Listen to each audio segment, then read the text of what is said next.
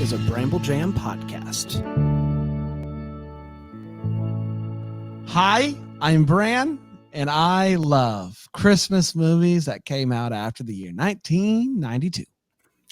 I'm Alonzo, and the prospect of watching movies that Bran chooses for me has me tingling with anticipation. And this is the Deck the Hallmark podcast.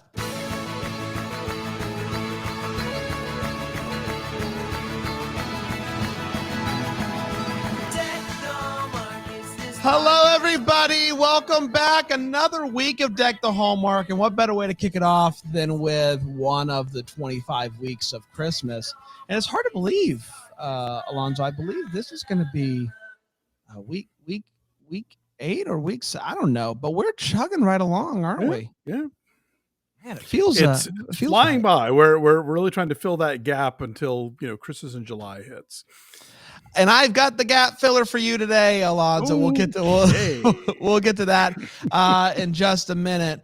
But Alonzo, I don't know how what it's like being a film critic in February. Is it anything like being a Christmas movie reviewer in February? Are you in the thick of it, or kind of things dying down?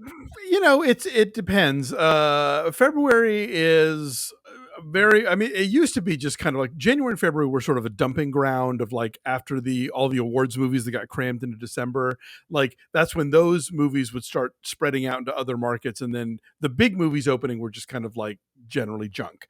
But that's kind of changing now. And you get like every so often in February, you'll get like a Black Panther or something opens and it's a big deal. But definitely this is a moment of the year where we're talking about the Academy Awards far more than I would care to do so, but here we are. I saw Death on the Nile. Okay. Yeah, the Army Hammer stuff's tough, man.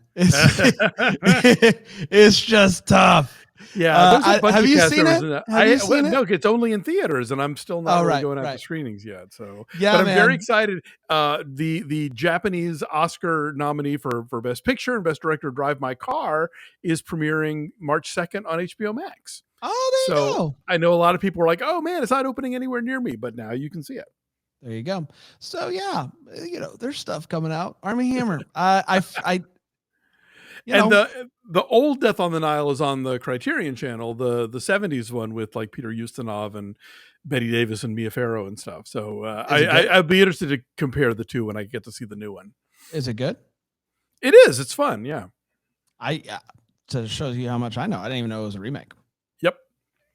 I know it's a book thing. Right? Yeah. And here's the crazy thing with Agatha Christie movies is that you are not allowed to change the ending. So if you've read the book or you've seen another movie version, you know how this thing ends, but because they can't mess with that at all. But that it's the journey, it's not the destination. Yeah, like when you're going down the Nile. That's exactly right. It's just like the Nile. It's just like the Nile. All right, let's get to the business at hand. Yes. So far, you haven't liked any. I'm sorry. And so far, you've seen all but one. The one that I brought that you hadn't seen. I don't know if you have seen this one. I could see you purposely avoiding. Oh boy. Avoiding this. We're gonna do the 2006 movie Deck the Halls with Danny DeVito. I have seen it.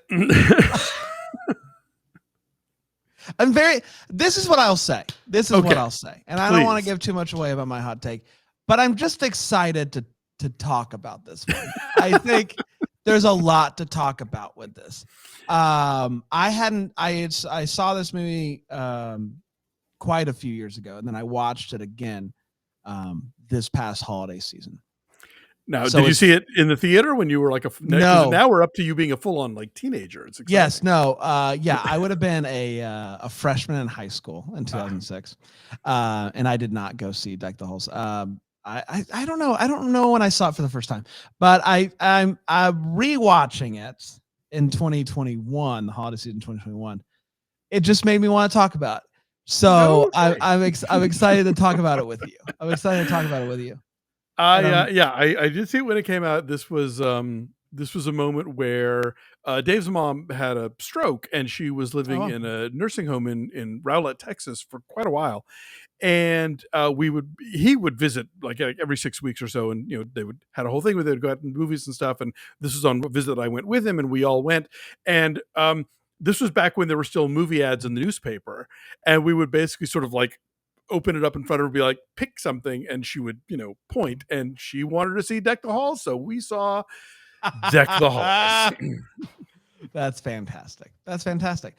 You know what, I'm starting. This is tough though, and you did yourself dirty here with your list because I know I did tell you. you told me that you either didn't like them or you didn't see them, and that's tough. That's tough to do. That's tough to do to me. So I'm sorry. But for those maybe I wasn't sure what the point was of telling you movies that I liked. No, that's fair. That's fair. That's fair. You should have just done ones that you hadn't seen. I think that would have been helpful. There aren't that many. That's the problem. I know. In case you haven't seen it, here's a quick one, and then I'll do a longer one afterwards. But you got Steve, who is like a very well put together suburban father. And he has a new neighbor across the street named Danny. Really original. And Danny's going to just turn Steve's life upside down. And things will get weird. Things will get cringy. And but then maybe things will get merry. We'll find out. I'll Deck the Halls. All right, let's take a quick break. Let's go watch it. I'm sorry, buddy. Let's go watch it, and maybe watch it like on 2x or something like that, double speed. And we'll be right back here on Deck the Hallmark.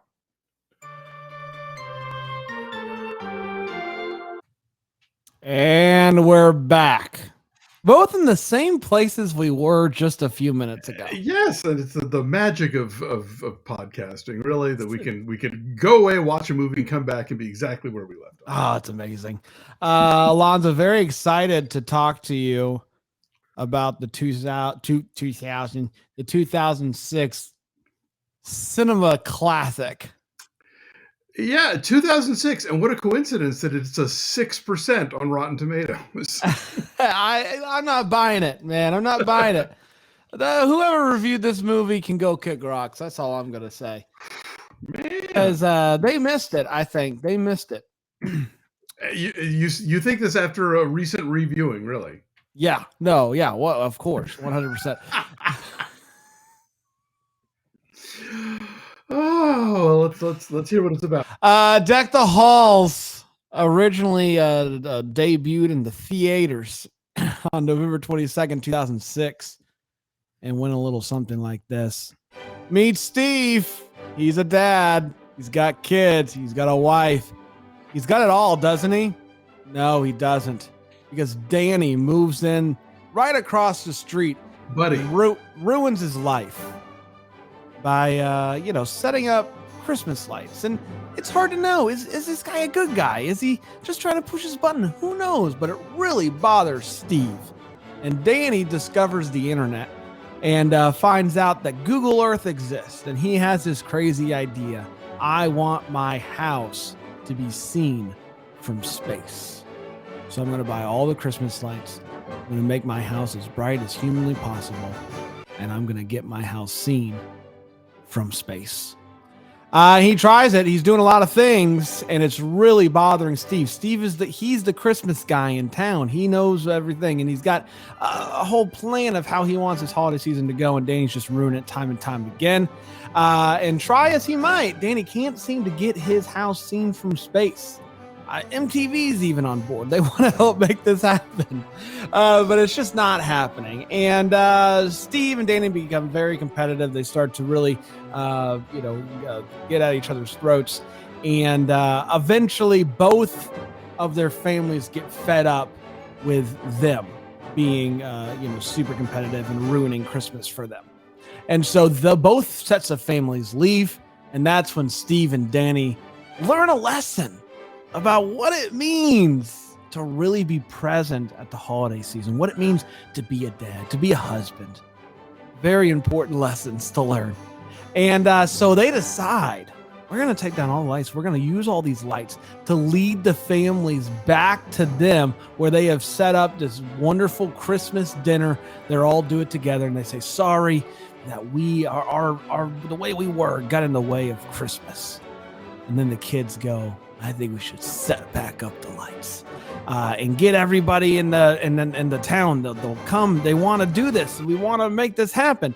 And so the whole town shows up. They all bring their lights. They all plug them in, but nothing happens. And then they all sing a song together, which, means a lot to everybody. And then they realize that the lights were unplugged. And so they plug in the lights. It shoots up into the space. And the guys at the space, NASA, I guess, I don't know, go, thumbs up. It's showing them from space. And they're all happy. And that, my friends, was Deck the Halls. All right, let's talk about it, everybody. Let's talk about it. Now, let me go first, Alonzo. Let me go first. So far, I have brought movies that I genuinely love, that I adore, that time and time again, I watch these movies, knowing full well Jingle All the Way is not Miracle on 34th Street, nor should it be. But darn it, I love it. Not so much the case with Deck the Halls. I love Christmas. So if it wasn't for loving Christmas, I would have nothing to do with this movie. There's so much about this movie that is detestable. But they got Christmas lights. You are such a soft touch. If people didn't know, by the wide berth that you give to Hallmark movies just for the holiday schmear they do on everything. I mean, I'm sorry, Bran, come on. You would go into any unmarked van if there was enough tinsel on the inside of it. I'm just consistent. I am who I am. Rewatching this movie again, there are so many, and listen, I love cringe comedy. I'm here for the cringe, but there's a lot of cringe in this movie. Yeah, this movie gets horny at the most inappropriate moments. Yeah, and I'm not saying you can't do that in a Christmas movie, but I'm saying you need to do it better. And maybe less with the children. Yeah. Well, so let's talk. So the scene, it's the worst scene that maybe I've ever seen in a Christmas movie. It's a really bad scene where they're finally bonding. Yes. Because they're watching now. I don't know. Objectifying young ladies. I don't know who approved this at a city Christmas fest, but that's neither here nor there. There are some women on stage dancing in Santa outfits. Yes. And they are high cut. Yes. They are catcalling. They are woohooing. And then what's his name? Steve? Steve. Matthew Broderick. Yeah. He says, who's your daddy? Which is an uncomfortable phrase in and of itself. But then it comes out that is his daughter. He says it 3 times. Yeah. Who's your daddy? Who's your daddy? Who's your daddy? And then finally the girl turns around. It is his daughter. And it is to be played for laughs. But who laughs at that?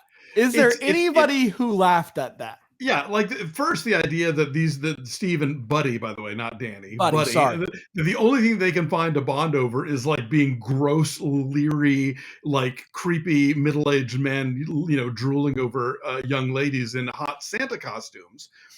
But then it turns out that the 3 women to whom they are doing that are their daughters. Yeah, it's like. I mean, and there are smarter movies that could have pulled that kind of thing off, but in this movie that's already operating on such a ridiculously juvenile level, that's just like, it's just gross. Yeah, no amount of tinsel can make that scene okay. It's not a great movie, but I love a good Christmas light competition. I love the Great Christmas Light Fight. I watch it every year on the ABC. And so the premise of someone trying to get their house seen from space, I do like the premise, but it's just icky. It ends up being icky. The movie's icky. Well, it's icky for a lot of reasons. First of all, like he wants to have his house seen from space, and you kind of realize he needs it. He Like needs it. his Yeah. entire life revolves around this thing, and it's like, and his wife quite rightly points out, you do have a family, you have a wife and children, and maybe those things could like be as much of a priority for you as that.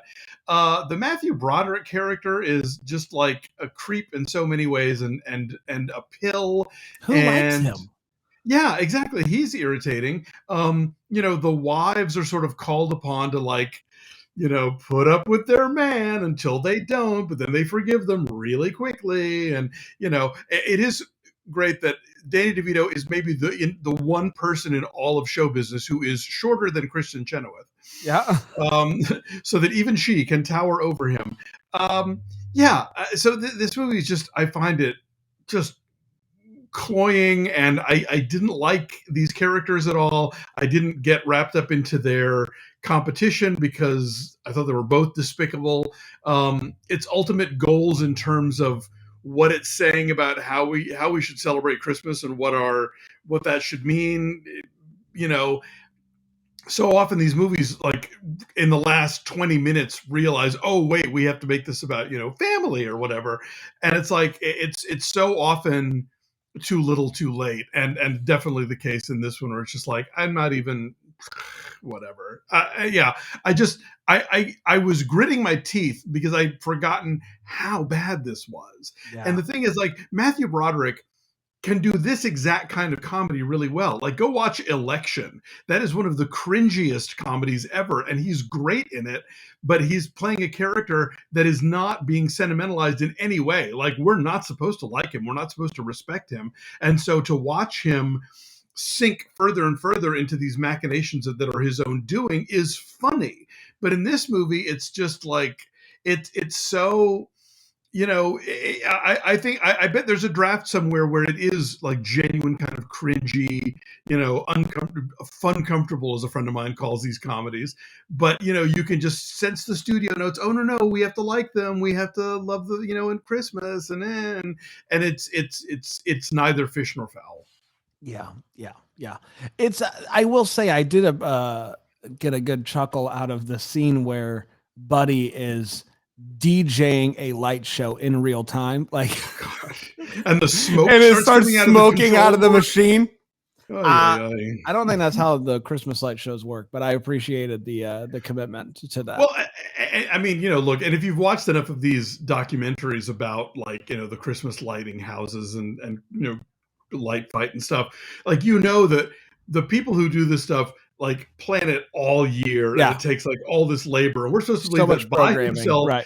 Yeah, like, he not only just starts going to the hardware store and buys lights, but he's got like an entire like LED stadium worthy roof of of flickering images and whatnot. I don't know who we're supposed to be cheering for in this movie. I mean, Kristen Davis, maybe, but like, her cookbook looks terrible, frankly, Yeah. if we're to judge by the stuff they serve at the end of the movie. Yeah, that's true.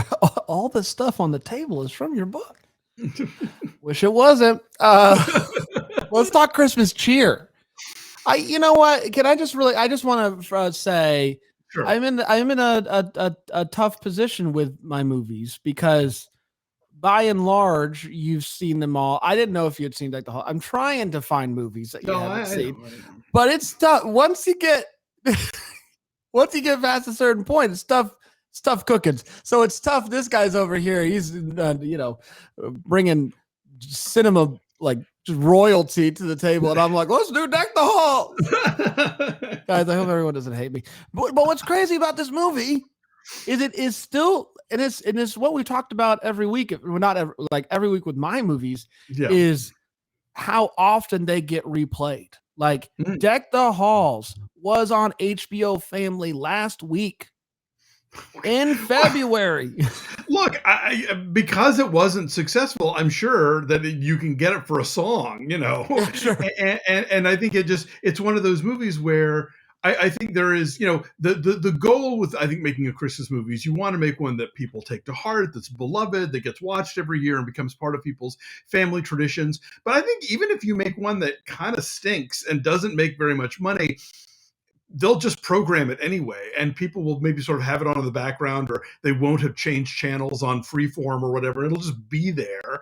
And if you look up occasionally, and even like the worst Hallmark movie, you look up occasionally, oh look, they're making cookies, oh look, they're wrapping presents, oh look, it's a town tree lighting. So like, you're getting Christmas in your face from this movie on a performative, sort of visual level.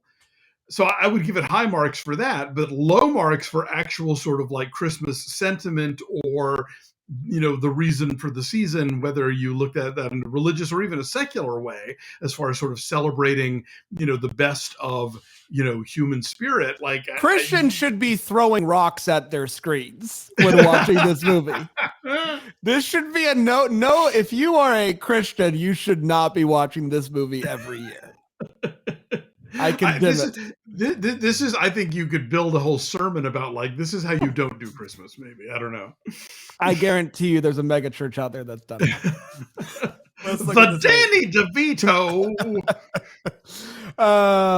Danny DeVito is who would he be? Let's not get into this. Let's not get into the weeds. So what number would you give it on a sliding scale for Christmas cheer? I mean, probably like a 4, just because I think I'm balancing like the 8, for all the decorations, but a 0 for the actual sentiment. Yeah, that's fair. Yeah, I think it's the least Christmassy feeling I've had after one of the movies so far. Yeah, this is, the warm and fuzzies are not happening. Yeah, there's no warm and fuzzy. Like, even the romantic gesture at the end is it's trumped by they end up still doing the house. Yeah, talk about like eating your cake and having it too. It's like, if they had taken it all down and turned it into something like for the families and even for the town, because let's not forget, Danny DeVito has chopped down the town Christmas tree and put it in Matthew Broderick's house. And how desperate, by the way, is a movie where you have to do the burning down the Christmas tree gag twice. No doubt. I couldn't get over the fact that, like, what Danny DeVito did is against the law, right? With forging a signature on a car title. Yes. That's not legal. And it's not like, oh, you lovable scamp. It's like, oh, you're kind of a scumbag, aren't you? Why did they not make one of these characters likable? Beats me. I think they thought that the wives were going to somehow like carry us through it. They don't give them enough time. They're not, and you're left kind of wondering, like, why are you married to these doofuses? Like, y'all could do better. Yeah, I wonder if what is it, Shawkat or whatever? What's her last name? Yeah, Alia Shawkat. She's always like, in these very like smart, witty things, and then this is also on her resume. Yeah, I suspect this is like she changed agents after this one. Yeah, I think you might. She's a lot pickier as an adult.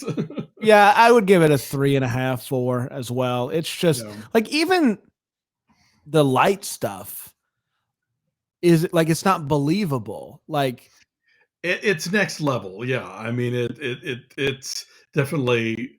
This is okay, Los Angeles has a lot of people who work in the industry and who do like set design, production design, and like they'll do their houses up. Like Halloween, you can get maps of like, go to this house and go to this house, because these guys are professionals and they put out the boneyard and the blah, blah, blah.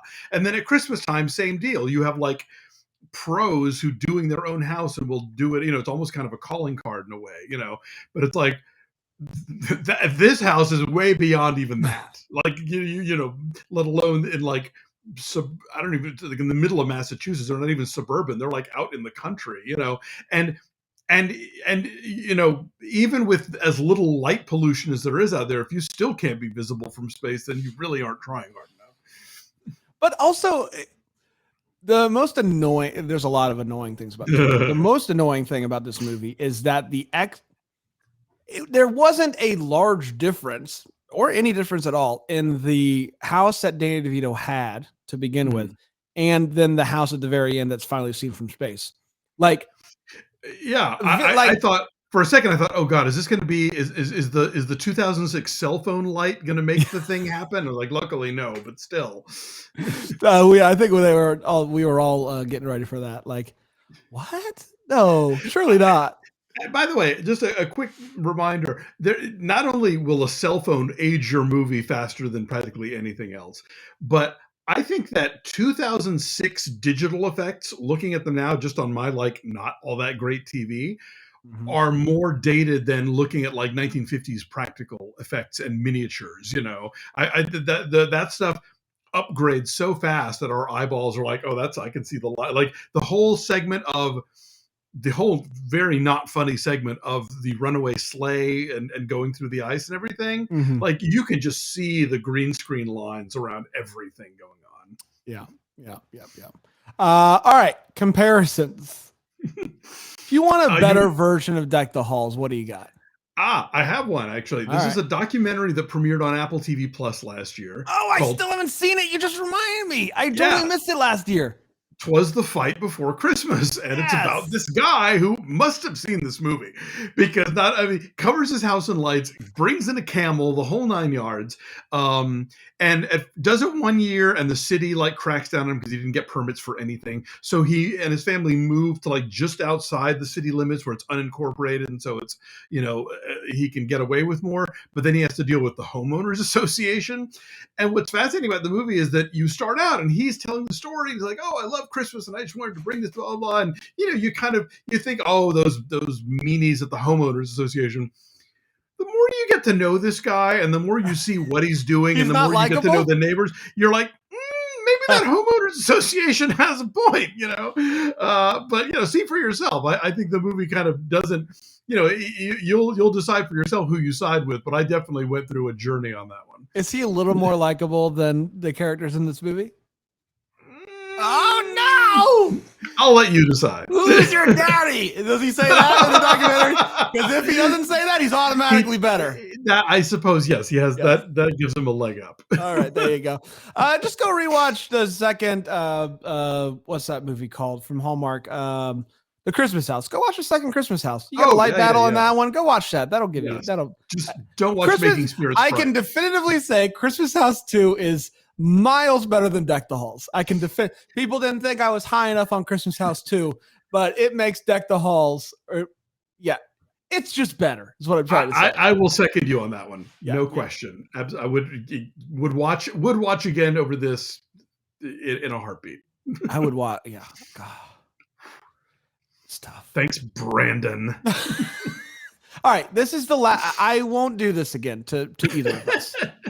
I will only bring movies from now on that at least you love, that I definitively love. Yes. Okay, that's fair. I saw Deck the Halls on the list, and I was like, let's bring it to the table. Let's see what happens. But no more. No more of this. So we're gonna get real giants like the Polar Express and the Grinch in here. Either way, I lose. Doesn't matter. I'm down for whatever. It's fine. I know what I signed up for. This was a strategic move on my part because we can only go up, right? Like, I don't know if we've got the Polar Express and the Grinch. You cannot coming up. Don't you dare put those in the same world. Alonzo. I've had it with you. All right, I'll take off my headphones. You let me know, or you let them know what we're going to watch next week. Okay. You saw him on? I can't tell with his ears if he's wearing them or not. Oh, there. Oh no, his feet. He froze. That's why. Okay. All right. We're staying in 1947. Get comfy. We're going to be here for a while. But it's an all-star delight. It's Cary Grant, David Niven, and Loretta Young in The Bishop's Wife. We did it. We did it. Oh boy. I have to wait a whole week to find out. Oh my gosh. We don't know. And we'll be dressed just like this. Maybe if I can remember. Thank you so much for listening. I hope you didn't watch the movie. Until next time, I wish you a Merry Christmas.